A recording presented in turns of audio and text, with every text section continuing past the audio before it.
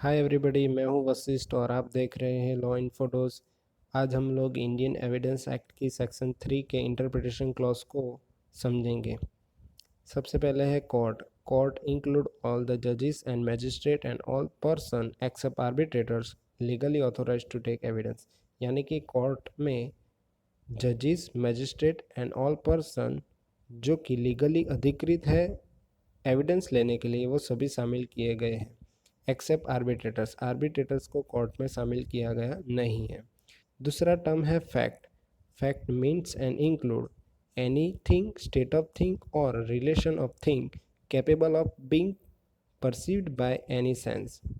और second, any mental condition of which any person is conscious. यानी कि आप जो भी देख रहे हो, जो भी सुन रहे हो, जो भी परसीव कर रहे हो बाय एनी सेंस, वो सभी फैक्ट हैं। कुछ लोग ऐसे होते हैं जो देख नहीं पाते, तो वो अपने हाथ से कुछ महसूस करते हैं, तो वो भी एक फैक्ट है। हम नाक से कोई भी स्मेल ले सकते हैं, तो वो भी एक फैक्ट है। ये एक इजी टर्म है, इसमें कुछ ज़्यादा समझने का है नहीं। आप इलस्ट्रेशन पढ़ लोगे तो समझ जाओगे।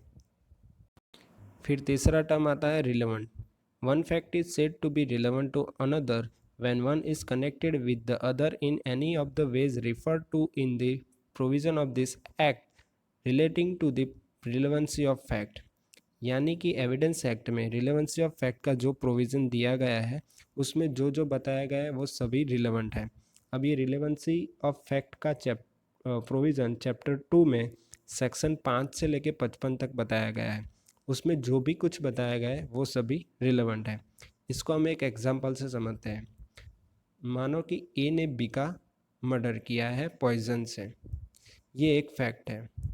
अब ये दूसरा फैक्ट वो भी है कि ए ने जब बी का खून किया पॉइजन से, उसके 3 घंटे पहले ए ने किसी दुकान से वही पॉइजन खरीदा हुआ था। तो वो फैक्ट ये मर्डर वाले फैक्ट से रिलेवेंट हो जाता है।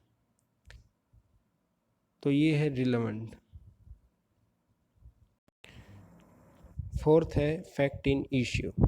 The expression fact in issue means and includes any fact from which, either by itself or in connection with other fact, the existence and non-existence, nature or extent of any right, liability or disability asserted or denied in any suit or proceeding necessarily follows।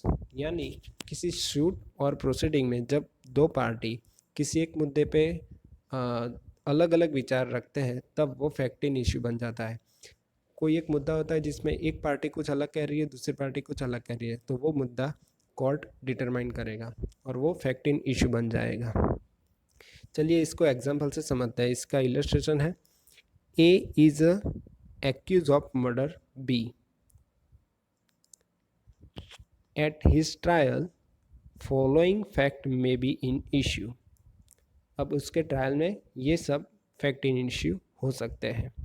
That A cause B's that, क्या ए ने B को मारा है, ये एक fact in issue है, क्योंकि ये ए खुद से नहीं बोलेगा कि मैंने उसको मारा है, ये साबित करना पड़ेगा, इसलिए ये फैक्ट इन इश्यू है। दूसरा, that A intent to cause B's that, यानी ए का इंटेंशन था बी को मारने को, ये भी एक फैक्ट इन इश्यू है। तीसरा है, that A had received grave and sudden provocation from B. इसका मतलब है कि जब ए ने बी को मारा, उससे पहले क्या बी ने ग्रेव और सडन प्रोवोकेशन ए को दिया था, या ए को उकसाया था कि वो उसको मार डाले। ए को ऐसा कुछ गाली गलौज किया हो, कुछ मारा हो, जिससे गुस्से में आकर ए ने बी को मार डाला, ये भी एक फैक्ट इन इश्यू है। In short, fact in issue ये है जब किसी एक मुद्दे पे दो पार्टी अलग अलग विचार रखते हैं, तब वो फैक्ट इन इश्यू बन जाता है और वो फैक्ट इन इश्यू का डिटरमाइन कोर्ट करता है। फिर उसके बाद आता है डॉक्यूमेंट। अब ये थोड़ा इंटरेस्टिंग है, क्योंकि जब हम डॉक्यूमेंट वर्ड सुनते हैं तो हम आमतौर पे हम कुछ कागजात, दस्तावेज, फाइल ऐसा वगैरह कुछ सोचते हैं, लेकिन इंडियन एविडेंस एक्ट में डॉक्यूमेंट को वाइडली इंटरप्रिटेट किया गया है।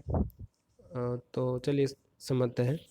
Document means any matters express और describe upon any substance by means of letter, figure, or marks, or by more than one of those means intend to be used, or which may be used for the purpose of recording that matter.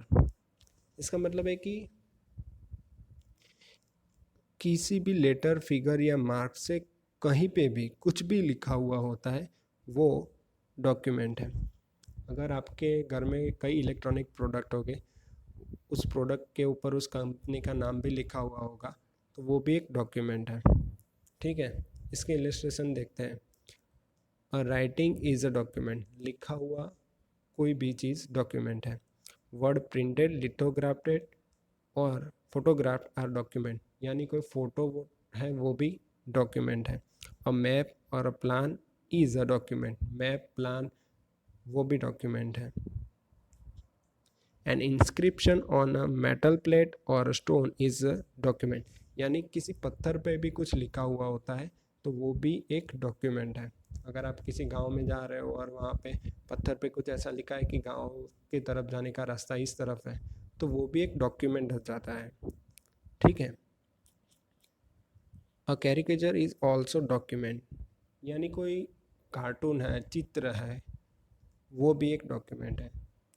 सो इससे ये पता चलता है कि कोई भी चित्र, figure और राइटिंग, ऐसा कोई भी किसी भी चीज़ पे लिखा हुआ हो, उसको ड्रॉ किया गया हो, तो वो सब एक डॉक्यूमेंट में आ जाता है। तो ये थे कुछ इम्पोर्टेंट टर्म्स सेक्शन 3 के। इसके आगे भी है लेकिन वो एक बार पढ़ने में समझ आ जाएगी।